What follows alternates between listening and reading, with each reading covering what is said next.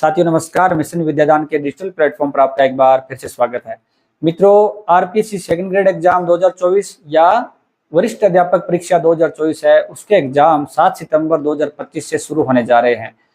मित्रों, जो साथी इस वैकेंसी के अंदर अपीयर हो रहे हैं उन साथियों के लिए सेशन रहेगा, क्योंकि मित्रों बहुत सारे साथी है जो एग्जाम से पहले और एग्जाम के दौरान इस प्रकार की गलतियां कर देते हैं, लापरवाहियां कर देते हैं, जिसके कारण उन्हें रिजल्ट है वो नेगेटिव मिलता है। तो क्या सावधानी इस एग्जाम के लिए आपको रखनी है, वो सारी की सारी बातें अपने करेंगे इस सेशन के माध्यम से। तो मित्रों, सबसे पहले एग्जाम की अपन को क्या, जब अपने पास एडमिट कार्ड आता है तो गौर से एडमिट कार्ड है उसकी जो लोकेशन है ना, एग्जाम सिटी की, वो लोकेशन देखेंगे, उसका जो सेंटर है वो देखेंगे। क्योंकि मित्रों जिस सिटी के अंदर आपका एग्जाम है ना, तो एग्जाम सेंटर है उसके सिमिलर नेम के भी दूसरा सेंटर हो सकता है। तो क्या करें, पहले ही प्रयास लग जाएं कि आपका जो सेंटर जो आपके गूगल मैप पे दिखा रहा है क्या वही एग्जैक्ट लोकेशन है। तो सबसे पहले तो आपको एग्जाम सेंटर है वो देखना है, और भी अन्य चीजें जो आपकी डिटेल है वो सारी उसके अंदर चेक करनी है। मित्रों, अब जो चीजें मैं बताऊंगा वो आपके लगभग एडमिट कार्ड पर भी है। तो सबसे बड़ा जो गाइड करने वाला है ना, वो आपके एडमिट कार्ड है। तो एग्जाम सेंटर पर जाने से पहले एडमिट कार्ड है उसको कम से कम प्रत्येक जो चीज है उसकी ना, प्रत्येक पॉइंट है वो 2 बार आपको अवश्य पढ़ना चाहिए। इसके बाद जो इंपॉर्टेंट चीजें आपको एग्जाम सेंटर पे, सबसे ज्यादा इसमें इंपॉर्टेंट बात मित्रों ये है कि एग्जाम का जो टाइम है ना आपके, वो टाइम आपके एडमिट कार्ड पे वही लिखा है जो एग्जैक्ट उस समय तो आपको क्वेश्चन पेपर की सील है ना वो खोलनी है, वो टाइम दिया हुआ है।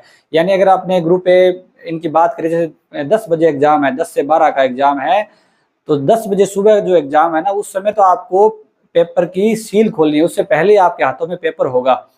इसका मतलब ये हुआ कि उसमें उससे 2 घंटे पहले एंट्री स्टार्ट हो जाएगी, और 9 बजे के बाद अगर आप आते हो या 9 बजे आते हो तो भी आपको एंट्री नहीं मिलेगी। तो 8 से 9 बजे तक है ना आपको तो एग्जाम सेंटर के अंदर प्रवेश करना है। तो वो चीजें आपको सबसे ज्यादा इंपॉर्टेंट है, क्योंकि अपन लेट हो जाते हैं।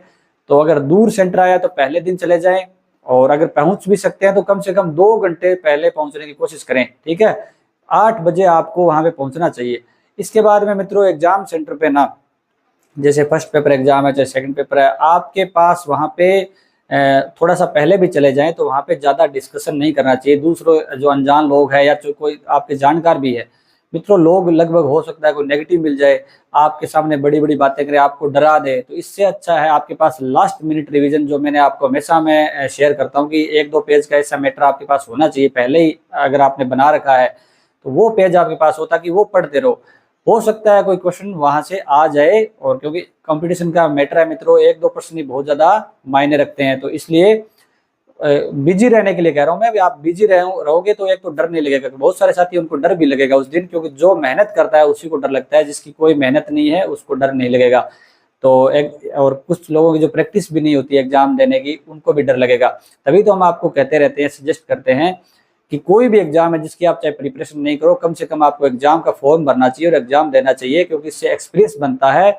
और जो एग्जाम का जो माहौल है ना, वो हम क्या फिर हमारे सूट करने लग जाता है। इसलिए एग्जाम अगर आपने पहले नहीं दिया है तब आपके स्वाभाविक है थोड़ा डर लगना, लेकिन मित्रों मेहनत करने वालों को डर लगता है, ये मान के चलिए। तो आपको वहां पे लास्ट मिनट रिविजन नोट्स है वो आप पढ़ सकते हैं, पढ़ते रहे, ताकि कोई आपके दूसरा आपको बतलाए नहीं, बोले नहीं आपसे, और डर भी आपके मन में पैदा नहीं हो। क्योंकि डर लगने के लिए खाली समय चाहिए, तो आप जब खाली नहीं रहोगे तो डर नहीं लगेगा।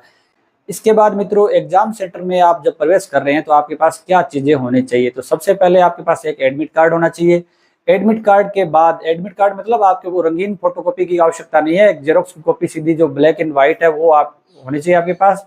उसके ऊपर अगर आपने फोटो चिपका रखी है तो ठीक है, नहीं तो पासपोर्ट साइज एक फोटो भी आपके पास होनी चाहिए। इसके साथ एक आपके पास मूल पहचान पत्र होना चाहिए, उसमें आपके आधार कार्ड भी हो सकता है, आपके वोटर कार्ड भी हो सकता है, ड्राइविंग लाइसेंस भी हो सकता है, या पासपोर्ट खुद है ना वो भी हो सकता है। तो वो इनमें से 4 डॉक्यूमेंट मैंने बताए हैं, उनमें से एक डॉक्यूमेंट आपके पास होना चाहिए जो मूल प्रति हो, उसकी भी कोई आगे फोटो स्टेट वगैरह नहीं अलाउड है। तो ये चीज होगी। इसके साथ आपके पास 2 पेन होने चाहिए। पेन आपको ट्रांसपेरेंट रखने हैं, यानी पारदर्शी पेन होना चाहिए जिसके अंदर से आर पार दिखे।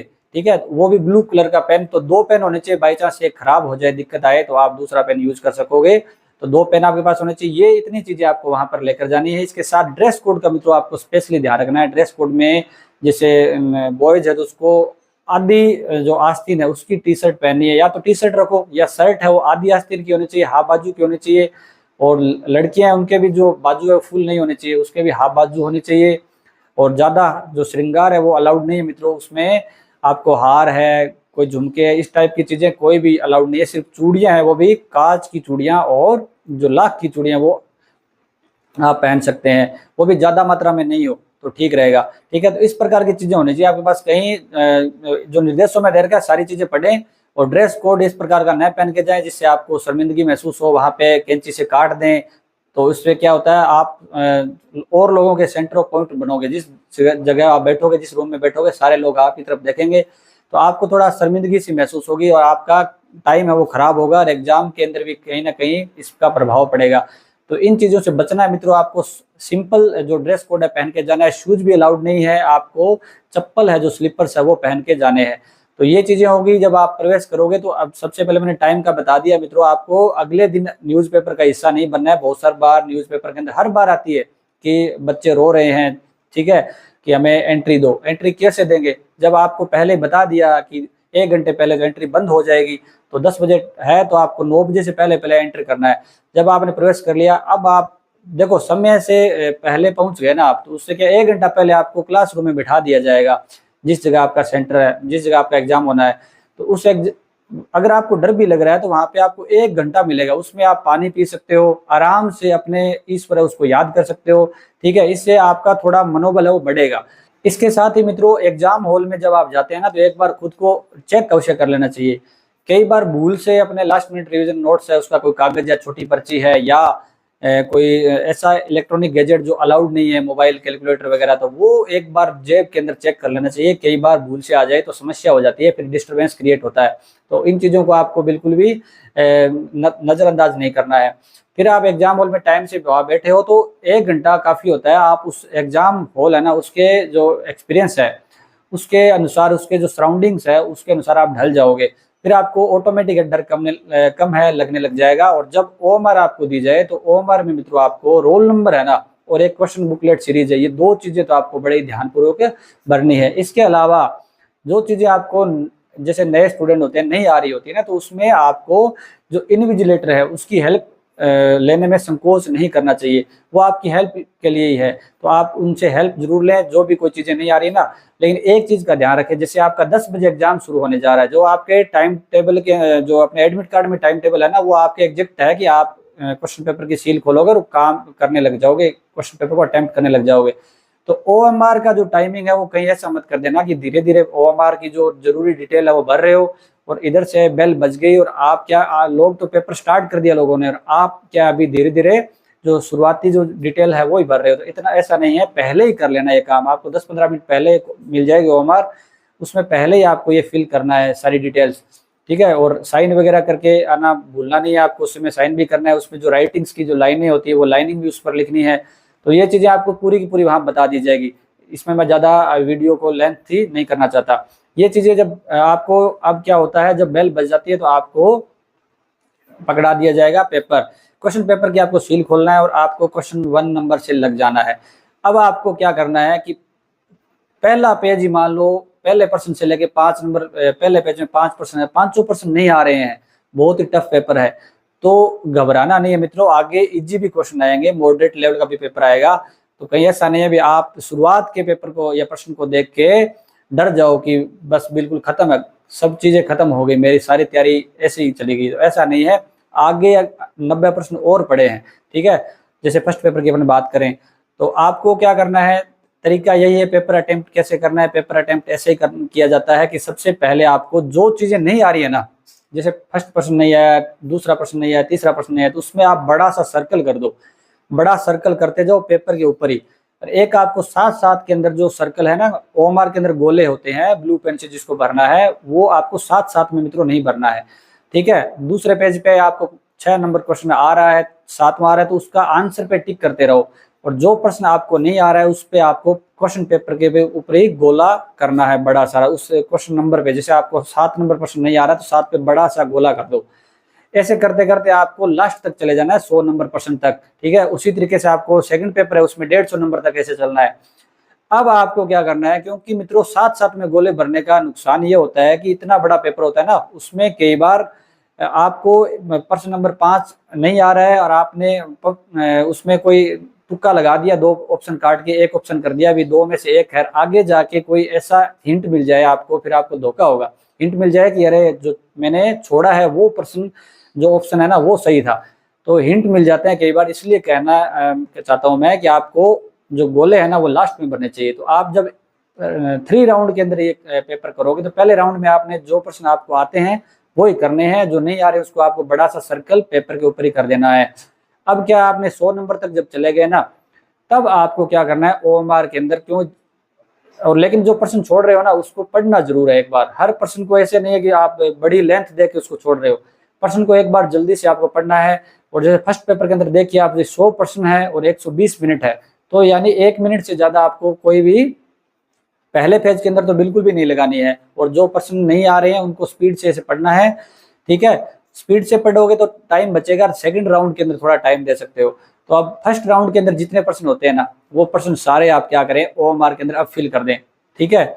और फिल करते समय मित्रों बहुत सारे साथियों की गलती होती है, हर बार 1 या 2 गोले या गलत भरे जाते हैं। प्रश्न सही होता है लेकिन भरते समय थोड़ा मिस्टेक हो जाती है, तो वो मिस्टेक सुधरेगी कैसे, आपको क्या करना है, जैसे 1 नंबर प्रश्न के अंदर आपने 4 नंबर ऑप्शन किया है, तो मन में आपको, वहां पे आवाज तो लोग करने नहीं देंगे आपको, मन के अंदर आपको साथ में देखना भी है और साथ में मन में बोलना भी है, 1 का 4 ऐसे मन में बोलोगे, फिर आप देखना आपकी जो ये मिस्टेक है गोले गलत भरने वाली वो नहीं होगी। तो ये चीज आपको करनी है। इसके बाद आपको सेकंड राउंड पे आना है। सेकंड राउंड में मित्रों प्रश्न, पहले आपको फर्स्ट राउंड के अंदर है ना गोलों को जो अपने ओएमआर के अंदर फिल किए हैं उनको आपको काउंट भी करना चाहिए, कितने प्रश्न मैंने कर लिए। तो प्रश्न भी आप जो फर्स्ट राउंड है उसके अंदर आपको पहले जो है ना, जो आप काउंटिंग कर रहे हो वो आपको ओएमआर के अंदर काउंटिंग करनी चाहिए, ना कि क्वेश्चन पेपर में। क्वेश्चन पेपर में आप पेज पलटोगे टाइम लगेगा, ओएमआर एक ही पेज की, उसमें तुरंत जल्दी जल्दी से आप गिन भी सकते हो, और क्योंकि ओएमआर है वही चेक होगी, वहां पे किए वही प्रश्न मान्य है, तो आप वो गिन लो। अब आप देखो भी मेरे 40% से ऊपर जा रहे हैं कि नहीं जा रहे हैं, क्योंकि 40% का इसमें आपको बड़ा ही ध्यान रखना है। जैसे 40% की बात करें तो कम से कम मैं कहना चाहूंगा आपको फर्स्ट पेपर के अंदर 55 क्वेश्चन आप करोगे तभी 40 बचेंगे, तो इससे कम करने की कोशिश मत करना, 55 क्वेश्चन तो करने ही करने। या आप बहुत कॉन्फिडेंट है कि आपको लगता है कि मैंने 50 क्वेश्चन किए वो तो बिल्कुल एक्यूरेट है, तो आप 50 पे रुक सकते हैं, ठीक है, इतना आप कर सकते हैं, लेकिन 10% तो ज्यादा करने चाहिए। और पेपर का लेवल मित्रों थोड़ा सा टफ आने की संभावना है। इसमें भी देखो जो फर्स्ट जो ए ग्रुप है अपने, पहले जो एसएसटी का पेपर है उनके पेपर, उनको पहली बार नया पेपर मिलेगा। उसके बाद जो बी सी और डी ग्रुप है वो थोड़े फायदे में है। उन साथियों को कहना चाहूंगा कि आपको पहले जो ग्रुप है ए ग्रुप का जिस दिन एग्जाम हो जाए, जैसे 7 सितंबर को पेपर होते ही आपको ग्रुप के माध्यम से अपने टेलीग्राम विष्णु विद्यादान पे आपको एसएसटी का जो जीके का पेपर वो मिल जाएगा, वो तुरंत वहां से डाउनलोड कर लीजिएगा। और उसमें से आपको करंट अफेयर है, करंट अफेयर के बारे में बिल्कुल, क्योंकि करंट अफेयर का नेचर पता चल जाएगा, पेपर का पूरे का नेचर पता चल जाएगा अभी किस प्रकार का पेपर आता है, तो कहीं बहुत ज्यादा हेल्पफुल रहने वाला है आपके लिए। तो करंट अफेयर कम से कम आपको पता चल जाएगा किस टॉपिक से कहाँ से प्रश्न आ रहे हैं। अगर वो करंट अफेयर का मैटर अगर आप साथ लेके जाते हैं, जैसे अगर आपके दूर है सेंटर, दूसरे शहर में है, तो मैं आपको एडवाइस देना चाहूंगा जो बी ग्रुप है या सी ग्रुप है उनको करंट अफेयर का मैटर है ना वो साथ लेकर जाना चाहिए। क्योंकि आपसे पहले जो भी एग्जाम होते हैं, जैसे अब डी ग्रुप के अंदर एग्जाम है इंग्लिश वालों का है, तो उनको क्या करना है, ए बी और सी है तीनों पेपर देखने चाहिए। कई बार हो सकता है क्वेश्चन भी रिपीट हो जाए, और जो करंट अफेयर का कम से कम इसमें आपको हेल्प मिलने वाली है। तो ये चीजें आपको ध्यान रखनी है। तो ये जब फर्स्ट राउंड आपका पूरा हो जाए उसमें आपने काउंटिंग कर ली, अब सेकंड राउंड में आपको करना है जो आपने क्वेश्चन को अटेम्प्ट कर रहे हैं उसमें जो आपने सर्कल किया था जो छोड़े उस पर आपको वापस आना है। अब देखना है कि आपको 2 ऑप्शन जिसमें कट रहे हैं ना वो प्रश्न आपको कर देने हैं। 2 ऑप्शन जिसमें आपको लग रहा है कि ये दोनों नहीं है, इनमें से कोई हो सकता है, उस पे आप अब क्या करें, कर ले। अब ये करने के बाद आप वापस ओएमआर के अंदर, अब इसमें साथ साथ में गोले भरने। सेकंड राउंड में आपको क्या करना है, साथ साथ में आप गोले फिल कर सकते हो। अब आप काउंटिंग करें कि कितने मेरे इनफ है। अगर इनफ है, टाइम बच गया, तो मित्रों ज्यादा रिस्क नहीं लेने चाहिए, क्योंकि कई बार टाइम बच जाता है ना, तब हम बाद में खाली बैठे बैठे ये भी कर देते हैं, ये भी कर देते हैं। तो अनावश्यक आपको तुक्के नहीं लगाने चाहिए। अनावश्यक तुक्के लगाओगे यानी आपको उस प्रश्न की ABCD पता नहीं है, उसके बारे में कोई कभी सुना ही नहीं है, तो वो प्रश्न आपके लिए नया नहीं है, सभी के लिए नया है। ऐसे प्रश्नों पे आपको रिस्क नहीं लेना चाहिए। या कोई ऐसा फैक्ट है जो फैक्ट आपको आ ही नहीं रहा है, तो किसी भी फैक्ट पे से नहीं जाना चाहिए, थोड़ा बहुत आपको हिंट मिले तभी जाना चाहिए। तो ये चीजें होगी मित्रों की पेपर है ना, आपको इस तरीके से अटेम्प्ट करना है कि नेगेटिव मार्किंग से बचना है, क्योंकि बहुत सी बार आपने बहुत अच्छी मेहनत की होती है, आपके अच्छे पर्सन सही हो रहे हैं, लेकिन लास्ट टाइम के अंदर थर्ड जो फेज आ रही है, थर्ड फेज में या थर्ड राउंड में ना आप सिली मिस्टेक्स कर देते हो, इससे जो आपके पर्सन सही हुए वो भी नेगेटिव में चले जाते हैं। तो इससे बचना है। 2 राउंड के अंदर अगर आपके अच्छा खासा स्कोर हो रहा है तो आपको ज्यादा रिस्क नहीं लेना चाहिए, क्योंकि रिस्क लेना है आपको सेकंड पेपर के अंदर। मित्रों सेकंड पेपर के अंदर आपने अच्छी तरीके से मेहनत की है, आपकी इंटरेस्ट होता है, ग्रेजुएशन पोस्ट ग्रेजुएशन ये सारी चीजें आपने इस पेपर में की होती है, तो उसमें आप रिस्क लेंगे तो लगभग चांसेस रहता है कि वो सही हो जाता है। सेकंड पेपर की बात करें तो मित्रों जैसे इंग्लिश है या लैंग्वेज है, लैंग्वेज और इंग्लिश है ना, जो हिंदी लैंग्वेज मान लो, पंजाबी मान लो, लैंग्वेज का जो चीजें होती है ना वो थोड़ी लिमिट के अंदर होती है और उसमें तुक्के लगाए जा सकते हैं और मैक्सिमम अटेम्प्टिंग करनी चाहिए। तो इंग्लिश में भी आपको अटेम्प्टिंग है ना वो अच्छी रखनी है, तभी आपका अच्छा तरीके से सिलेक्शन हो जाएगा। लेकिन फर्स्ट पेपर को ध्यान में रखते हुए फर्स्ट पेपर पे आपको फूंक फूंक कर कदम रखने हैं, क्योंकि जिस प्रकार से फर्स्ट ग्रेड का जो फर्स्ट पेपर आया उस तरीके से अगर आ जाता है तब आपको थोड़ा लिमिट के अनुसार ही आपको उस एग्जाम को अटेम्प्ट करना है, क्वेश्चन पेपर को। तो ये मित्रों चीजें थी। अब क्या होता है इसमें एक गलती ये और होती है, जैसे आपने एग्जाम के दौरान है ना, जैसे इजी इजी क्वेश्चन आ रहा है तो बहुत ज्यादा एक्साइटमेंट भी हो जाते हैं कई बार। जैसे फर्स्ट पेपर की बात करें या सेकंड पेपर की बात करें तो आपको काम क्या करना है, एक बैलेंस तरीके से खुद को रखना है कि आपके 4 प्रश्न लगातार अगर इजी आ गए ना, हर क्वेश्चन को रेस्पेक्ट देनी चाहिए। मेरा मानना है कि हर क्वेश्चन को 4 ऑप्शन दे रखी है तो चारों पढ़ने चाहिए। कई बार अपने ऑटोमेटिक दिमाग में आ जाता है कि ये तो पहला ही ऑप्शन है, लेकिन वो उत्तर जो पहला होता है वो किसी और का होता है, सिमिलर क्वेश्चन आप अपने को लैंग्वेज उसकी मिल जाती है, ठीक है।